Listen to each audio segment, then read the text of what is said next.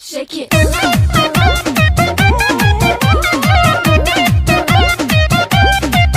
मुझसे दिल लगा लो, एगो किस दूंगी क्लोज अप, प्यार करने का राजा बख्शीश दूंगी। मुझसे दिल लगा लो, एगो किस दूंगी,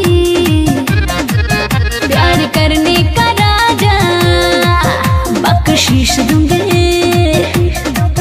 साला आजकल का प्यार भी गजब हो गया, सुबह लाभ हो गया, सांझ सब हो गया।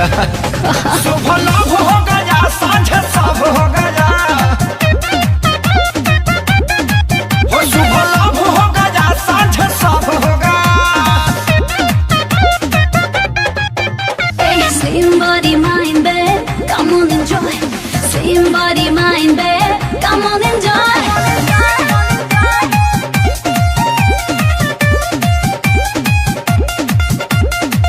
आजकल की लड़की गांव चाहे शहर की, सच्चा प्रेम कहाँ करती है? अरे करती है। व्हाट्सएप पे होती है चैटिंग, हाँ। 5 मिनट में है सेटिंग, मम्मी पापा से नहीं डरती है। यहाँ कहाँ के करो के हस्बैंड चाहिए, मजा करे खातिर को बॉयफ्रेंड चाहिए। पता चलता नहीं कहाँ कैसे कब हो गया, सुबह लाभ हो गया, सांझ सब हो गया। सुबह लाभ हो गया, सांझ सब हो गया। हो सुबह लाभ हो गया, सांझ सब हो गया।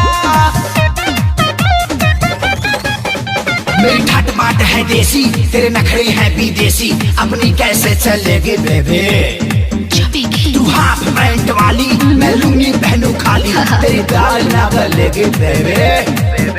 ना बेमतलब के भाषण दे, आके सीधे चुमा ले, टाइम ना ज्यादा वेस्ट कर।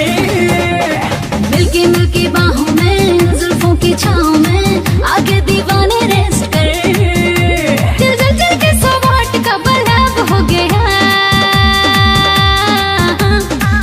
सुबह लाभ हो गया, सांझ सब हो गया। सुबह लाभ हो गया, सांझ सब हो गया। हो सुबह लाभ हो गया, सांझ सब हो गया। अरे हटा यार, ये प्यार